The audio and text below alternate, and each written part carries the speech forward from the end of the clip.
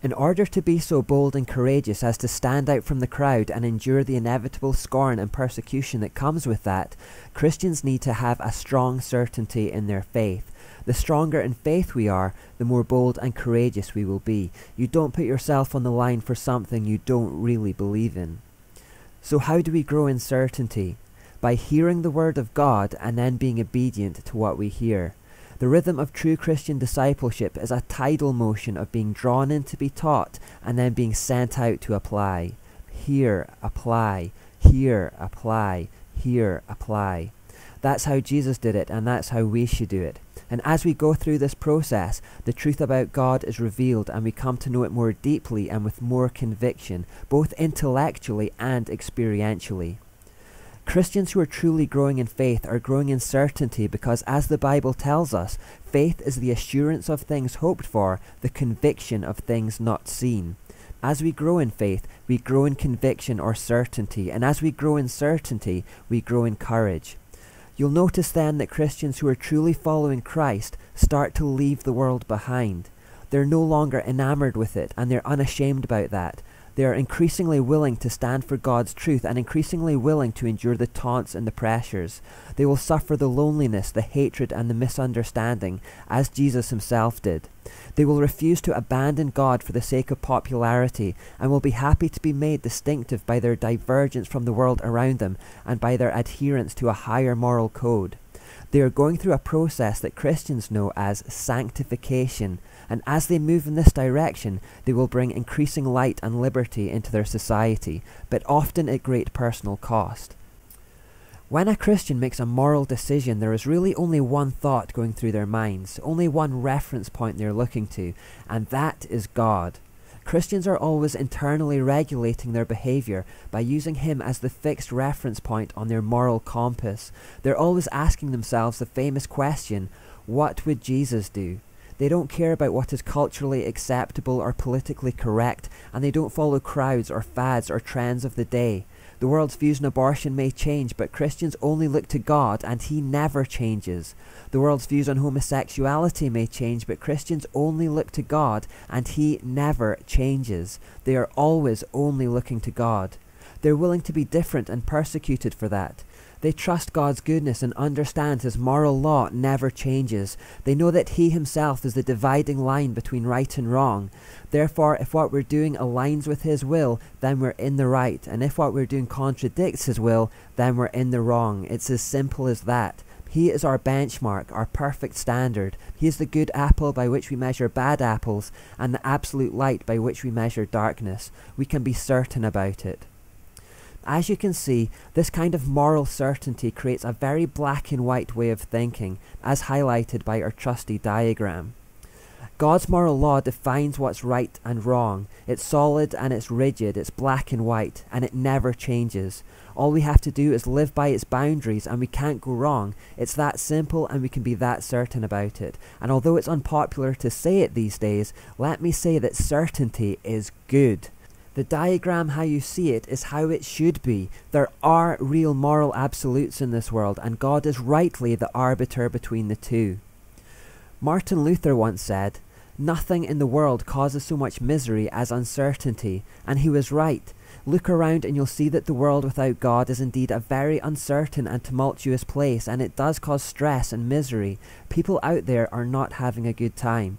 But it's fair to say that the opposite is also true, that the solid and dependable certainty that comes from a growing faith automatically leads to increased peace, confidence and security in life, all of which are fundamental to that deep-seated joy that should be the hallmark of all those who trust in Jesus.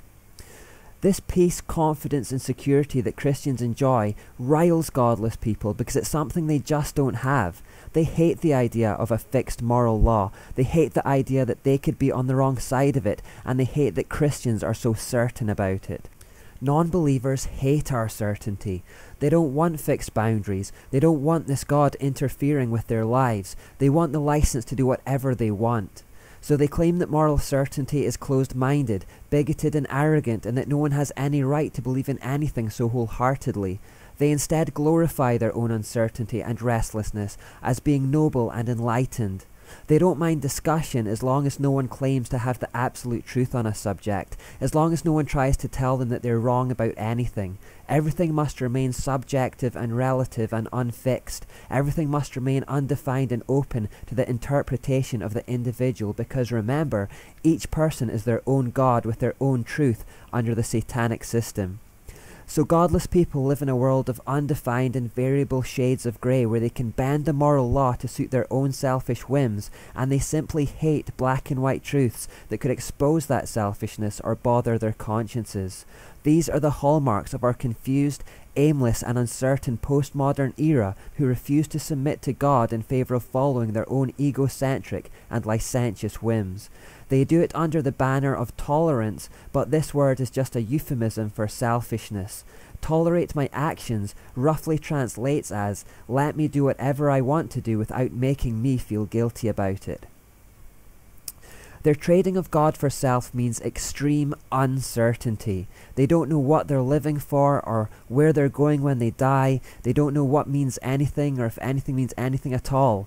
They don't know what to believe in. They have no reference point. They are lost in a moral void of hedonistic emptiness. No wonder such uncertainty brings so much misery. And so the world is restless for meaning, but meaning apart from God.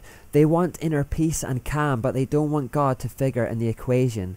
In order to find peace for their souls, they become easily blown about by every wind of new teaching that comes along, claiming to offer some hope and comfort, and are easily influenced by anyone who claims to have some spiritual insight or moral direction.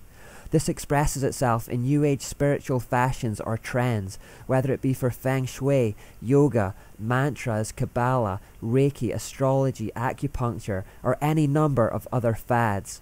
The common denominator in all New Age spirituality is that it's self-centered and often about trying to find the god or goddess within.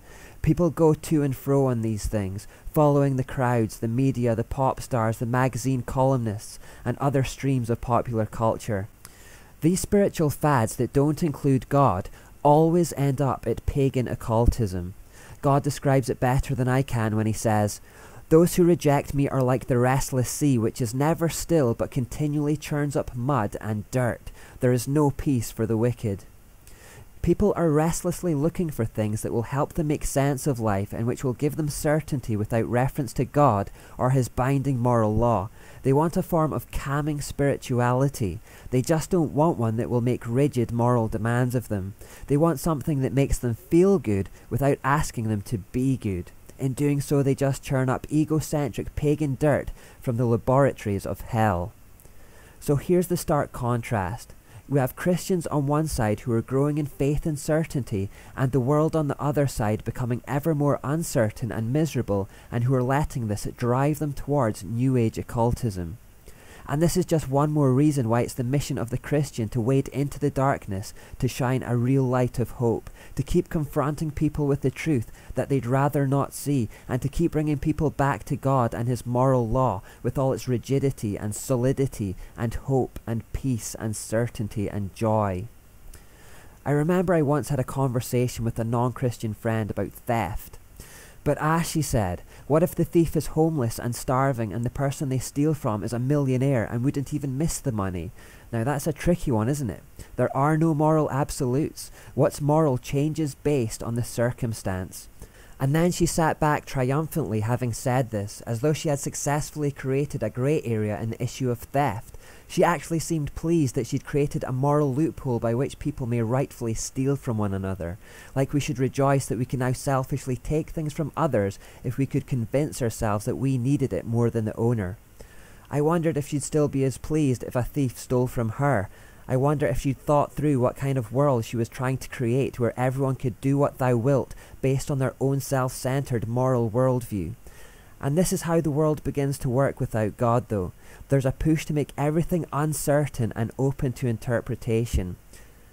Now, fortunately for decent society, she hadn't created any loophole at all. She hadn't come close. God's morals are absolute. They are certain. Do not steal. Just don't do it. There's no ways around it. There's no room for negotiation. It's black and white. It's very simple and very certain. We only try to manipulate God's morality and create grey areas when we don't like what God's morality has to say. And as soon as we come out from submission to God and start asking, does God really say, we are moving into Satanism. It sounds sensationalistic, I know, but these are really the only two paths in life. You have God's way and Satan's way.